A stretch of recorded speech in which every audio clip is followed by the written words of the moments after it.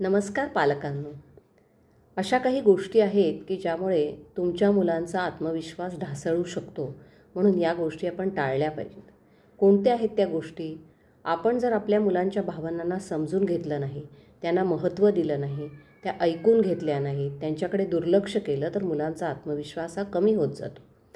आपल्याला जर असं वाटलं की मुलाने चूक केलेली आहे आणि केली असेल, तर त्यावेळेला जर तुम्ही असं म्हणत असाल की मला तुझी लाज वाटते की तू अशा पद्धतीने वारंवार सांगूनसुद्धा त्याच चुका करतोस, तुला किती वेळा सांगितलं तरीही तुझ्यात काही सुधारणा होत नाही, असं म्हटल्यानंतरसुद्धा मुलाला असं वाटतं की मी कधीही चांगलं काम करू शकणार नाही आणि मग त्यांचा आत्मविश्वास कमी होत जातो.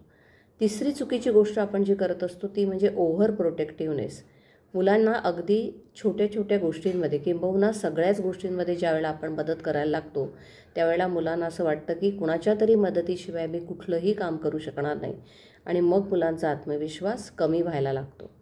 चौथी गोष्ट म्हणजे कंपॅरिझन किंवा तुलना. बहुतेक घरांमध्ये त्यांच्या भावंडांशी किंवा इतर मित्रांशी, नातेवाईकांच्या मुलांशी आपण मुलांची नकळतपणे तुलना करत असतो आणि तुलना करणं हे सगळ्यात जास्त धोकादायक आहे, ज्यामुळे मुलांची सेल्फ एस्टीम किंवा स्वप्रतिष्ठा ही पूर्णपणे खच्ची होते. आपल्यामध्ये काहीतरी कमी आहे ही उणिवेची भावना त्यांच्या मनात निर्माण होते आणि त्यांचा आत्मविश्वास हा ढासळत जातो. पण हा आत्मविश्वास जर खरोखरच मुलांच्या मनामध्ये आपल्याला निर्माण करायचा असेल तर आपण काय लक्षात ठेवायला हवं आहे की जे काही रिझल्ट यायचे ते येऊ देत, पण आपण आपल्या मुलांनी काय प्रयत्न केले त्याच्यावर फोकस केलं पाहिजे.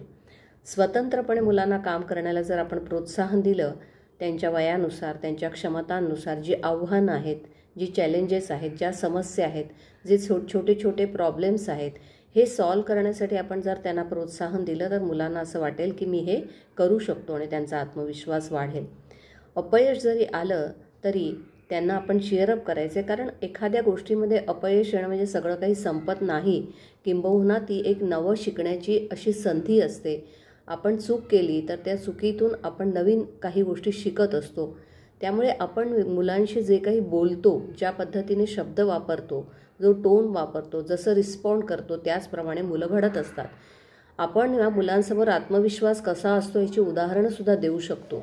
आपण असं म्हणू शकतो की तुझ्या भावना माझ्यासाठी खूप मोलाच्या आहेत, तू माझा अतिशय लाडका आहेस आणि माझं प्रेम तुझ्यासाठी कधी कमी होणार नाही, तुला माझ्या प्रेमाची कधीही भीक मागावी लागणार नाही, ते कायम असणारच आहे.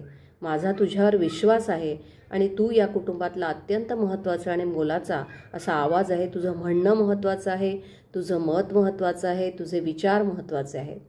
प्रत्येक मुलाला जर आपण हे करू शकतो, आपल्याला किंमत आहे या घरामध्ये, आपल्या आईबाबांचं आपल्यावर प्रेम आहे, अशी भावना आपण मुलांना दिली, विशेषतः मुलं ज्यावेळेला चुका करतात त्यावेळेला अशा प्रकारचा सपोर्ट आपण जेव्हा मुलांना दिला, ज्याला आपण इमोशनल सपोर्ट किंवा भावनिक पाठिंबा किंवा आधार म्हणूयात, आणि आपण जर संयमाने ऐकलं, प्रतिसाद दिला, आणि कठीण आहे हे सगळं मला माहिती आहे, पण तरीही जर समजून घेतलं तर मला असं वाटतं की आपण आपल्या मुलांचा आत्मविश्वास हा निश्चितपणे चांगल्या पद्धतीने बांधू शकतो आणि त्यांना आयुष्यामध्ये पुढे नवनवीन प्रकारची चॅलेंजेस किंवा आव्हानं घेण्यासाठी आपण नक्की तयार करू शकतो. धन्यवाद.